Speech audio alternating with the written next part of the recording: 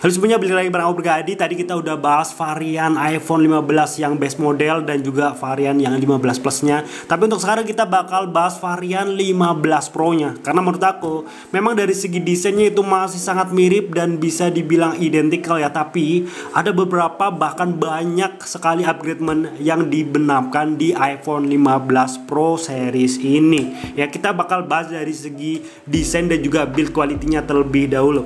Untuk bagian build quality, iPhone 15 Pro series ini memakai bahan material yang berbeda dengan iPhone terdahulunya. Untuk sekarang ada inovasi terbaru memakai bahan titanium. Buat kalian yang nggak tahu, bahan titanium itu biasa dipakai di spaceship atau pesawat luar angkasa ya. Dan ini akan menjadikan iPhone 15 lebih tangguh, lebih kokoh, tapi lebih ringan dari iPhone sebelumnya. Dan ini gak heran ya, untuk bobotnya ini bisa dibilang perbedaannya lumayan, beda 20 gram dari iPhone 14 Pro sebelumnya ya. Dan 20 gram itu kerasa banget kalau misalkan kita pakai untuk satu tangan kayak gini. Dan untuk desainnya ini sih masih sama persis, di bagian kameranya juga masih sama. Untuk size layarnya ini sebenarnya masih sama persis, 6,1 dan 6,7 untuk yang 15 Pro Max nya. Tapi di bagian bezelnya ini lebih tipis dibandingkan seri Pro sebelumnya. Dan ini perbedaannya pun lumayan ketara kalau misalkan kalian pegang satu sama lain ya. Untuk varian 14 Pro itu 2,2 mm, sementara untuk yang 15 Pro series itu udah memakai bezel dengan ketipisan 1,55 mm. Dan pastinya ini menjadikan iPhone 15 Pro series kelihatan lebih premium, lebih minimalis dan lebih futuristik.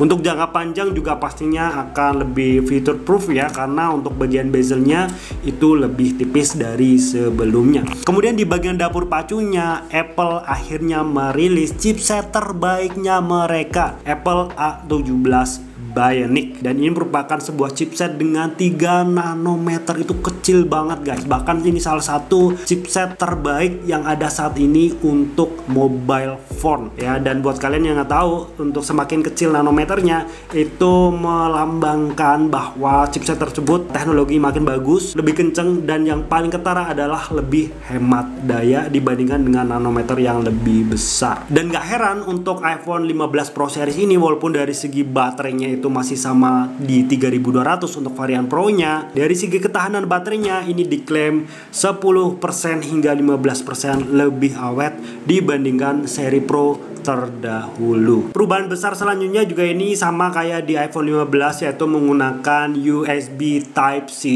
Dan yang menarik adalah USB Type-C nya ini lebih kencang dibandingkan dengan yang iPhone 15. Dan untuk pertama kalinya akhirnya Apple ngasih fitur perekaman penyimpanan eksternal. Jadi kalian bisa nge-shoot video lewat iPhone kalian colok dengan external storage, ini akan otomatis tersimpan di external storage kalian. Ini adalah salah satu hal yang berguna untuk kalian para konten kreator yang makin kesini makin banyak dan kebutuhan untuk storage itu semakin gede. Kemudian perubahan selanjutnya yang nggak kalah menarik adalah di bagian kameranya. Yang memang dari segi resolusi kamera utamanya masih sama persis 48 megapiksel, tapi sensor yang diberikan oleh Apple sekarang itu diklaim 25% lebih besar dari varian iPhone 14 Pro. Bayangin aja guys, iPhone 14 Pro aja itu udah bagus banget. Sekarang iPhone 15 Pro sensornya lebih gede dan juga aperture-nya juga lebih kecil di f1,78. Artinya apa? Buat kalian yang suka low light fotografi, buat kalian yang suka videografi di tempat yang gelap misalkan ya, ini akan jauh lebih bagus, khususnya untuk handle noise, kemudian untuk lebih tajam, lebih clearer. Intinya dari segi overall kualitasnya, khususnya untuk malam hari, ini akan jauh lebih baik dibandingkan dengan 14 Pro nya. Dan untuk lensa telenya juga ini adalah salah satu lensa tele yang terbaru dari Apple. Resolusinya masih sama sebenarnya 12 megapiksel, tapi ini mempunyai kemampuan hingga 5 kali optical zoom. Jadi kalian bisa memilih 5 sudut pandang yang berbeda dengan adanya 5 kali optical zoom ini. Sementara untuk lensa ultrawide-nya ini masih sama persis dengan tahun sebelumnya, tapi ini ada yang menarik selanjutnya guys, yaitu masih di bagian kameranya. Untuk bagian videografinya, kita tahu Apple selalu melakukan inovasi terus-menerus di bagian videografi, dan menurut aku Apple merupakan produk terbaik untuk perekaman video hingga saat ini. Dan ini sekarang kita dikasih yang namanya gimbal feature.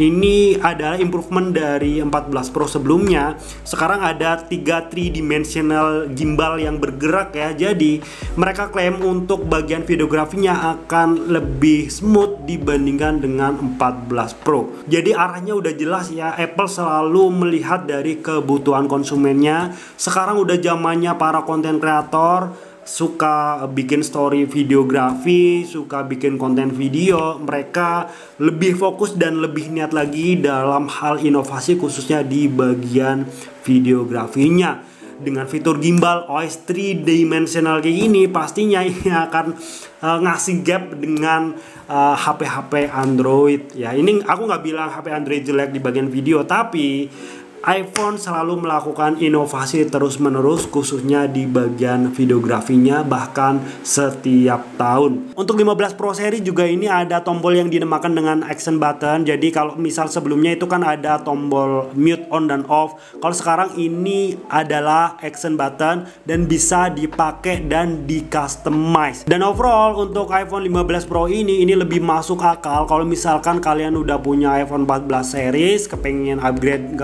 iPhone 15, beli aja varian yang tertingginya, varian Pro-nya, karena ini akan memberikan efek upgradement yang nyata. Banyak banget yang di-upgrade, walaupun itu baru secara kertas, kita nggak tahu secara real life-nya. Biasanya di real life-nya sih walaupun ada upgradement sekian lah, ada kamera yang lebih bagus lah, tapi untuk real life-nya itu nggak beda jauh. So kalau menurut kalian bagaimana? Apakah iPhone 15 Pro ini lebih menarik atau ya skip aja untuk tahun depan? Coba kalian ngobrol di kolom komentar. Terima kasih, bye bye.